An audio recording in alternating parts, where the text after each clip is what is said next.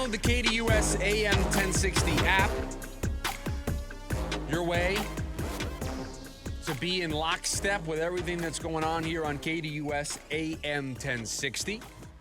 I can't give too much away, but I was working on something with some people here in the building this morning that I think is going to be a very cool, as long as everything goes well behind the scenes, a very cool new feature coming to the KDUS AM 1060 app pretty soon. That's all I can tell you. I can't give away much more, but we were working on something this morning, sent off a couple emails to make sure that what we were trying to do could work, and pretty excited that if we're able to get this feature working on the app to show it to you all here pretty soon. And we've got a lot of things like that working behind the scenes. So you want to be the first to know that these things, when they drop, just download the KDUS AM 1060 app. And I can see the back-end numbers. I know you guys are downloading the KDUS AM 1060 app. You want to take us with you on the go. So if you're still on the fence, there's a lot of you that have already joined. So if you're still on the fence, join us over there on the KDUS AM 1060 app.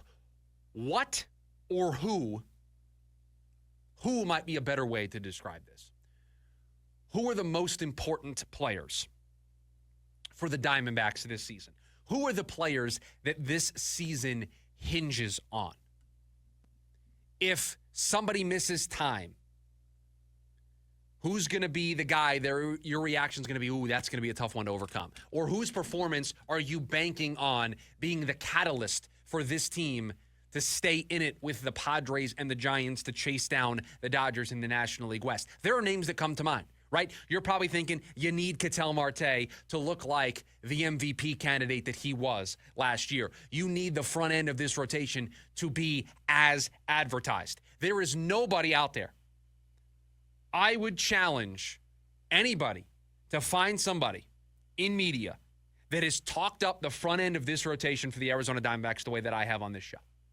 There is nobody that believes in the two guys leading this charge for the Diamondbacks rotation more than me. I've told you that they're both Cy Young candidates. I've told you that these two guys are top 6, 7 pitchers in the National League, maybe higher. Corbin Burnes might be the best starting pitcher in the National League. He might be in that conversation already with Zach Wheeler, with Paul Skeens. He's in that conversation. That's what the Diamondbacks have at the front of their rotation. There's nobody that has billed these guys as being huge difference makers more than me. So I'm advertising them to be something special. Do they live up to that advertised billing? Do they live up to the hype? What about Corbin Carroll? How important is he to the season? Jeff Passan for ESPN.com did a really cool MLB preview for all of the teams. Talked about who the season hinges on, gave some fantasy advice, and then talked about something that you might not know about all of these teams. And for the Arizona Diamondbacks, he made it pretty simple. Talked about that the season hinges on Corbin Carroll. Talked about the struggles that he had last year, that on June 1st he was hitting 197 with a 282 on-base percentage.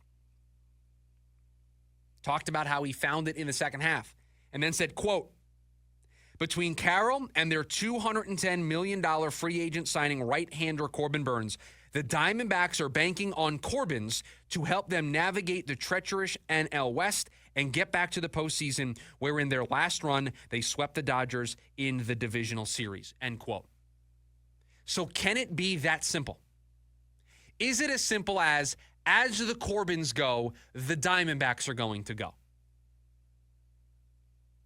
I think the answer to that is yes.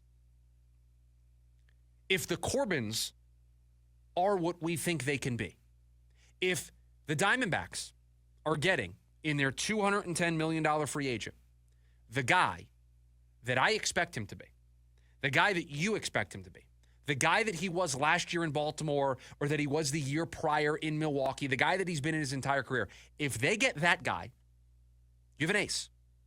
You have a Cy Young candidate. You have a guy that when he steps foot on the mound, the expectation is we are winning this baseball game. In a sport right now that has openers, in a sport right now that has pitchers where you're asking them to maybe go 5 innings, in a sport that is watching the devaluing, somewhat understandable, But the devaluing of the starting pitcher, unless you have an ace, unless you have Garrett Cole before the Tommy John surgery, if you have that, you have an expectation to win those starts. You have an expectation that when that guy's on the mound, for the 30 starts that you're going to get, the expectation is we're winning a lot of these games. And that guy sets the tone for the rest of the rotation. You don't think it helps to have somebody who's in a Cy Young race, who's one of the best pitchers in baseball every single day in that clubhouse, in that dugout, in that bullpen, talking to guys, getting better? You don't think that stuff matters? You don't think you can learn something from Corbin Burnes? Hey, Corbin, can you talk to me about the shape that you have on that pitch? And then all of a sudden somebody tries something in their next start that they haven't been doing and it works? You don't think there's value in having that type of voice in that room? You betcha. Absolutely it does. It absolutely matters. So that's the Corbin on the pitching side. And then there's the Corbin on the hitting side. There's Corbin Carroll. There's the rookie of the year. There's the guy who can put up MVP caliber numbers.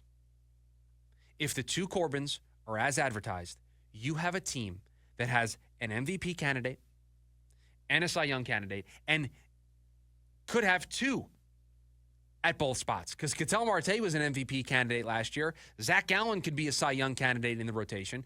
You could go too deep at MVP and Cy Young for the awards. And Corbin sets the tone. I've talked about this here on the show previously. I coach my daughter's softball team. We have a leadoff hitter, and she's one of the other coach's kids.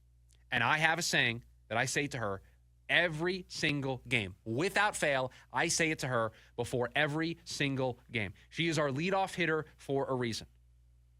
I tap her on the helmet, I look at her, and I say, set the tone. You are our first hitter for the game. You are the person that everybody on our team is looking at when we take our first at-bats. If you go up there and you draw a walk or you get a hit and you're stealing bases and you're playing with that energy, everybody else on our team is going to want to follow suit. That is what Corbin Carroll does. He is the tone setter. He is the chaos creator. He gets on base. He's stealing bases. He's causing opposing teams to throw the ball all over the place. He's hitting doubles. He's hitting home runs. He is the tone setter. The way he plays, it funnels down the rest of the lineup. You think it's going to be awesome if Corbin Carroll's getting on base, for Josh Naylor to be hitting behind him, for Ketel Marte to be hitting behind him, those RBI opportunities? You don't think Ketel Marte and Josh Naylor, there's a little bit more pep in your step when there is an RBI opportunity? You have a chance to drive in a run? You don't think you're just locked in just a little bit more? You're focused a little bit more? Yeah, those are the opportunities. Those are the scenarios that Corbin Carroll creates. So yeah, it can be as simple for the Arizona Diamondbacks as if the two Corbins are what we think the two Corbins can be, this team's going to be here for all 162. They are going to be relevant at the start of the season, the end of the month, all the way through September, and more than likely into October. That is what this team can be if those two guys are what they are. Now, you need everybody else to play their role. But if you have an ace and you have a tone setter at the top of the lineup, I ask you to do the thought exercise. How many teams have that?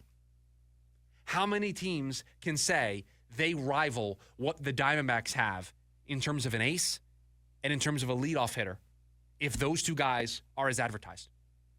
There's not many. The Dodgers, yes, the Dodgers are always going to rival you in this case because they are the rival of all of baseball. But after that, how many truly can there be? How about this? Passan provided in the something you might not know category. Quote, the 2024 Diamondbacks were the first team to lead the major leagues in runs scored and not make the postseason since the 2011 Red Sox, who finished 69 and 93 the next season. Of course, Boston then won the 2013 World Series, end quote.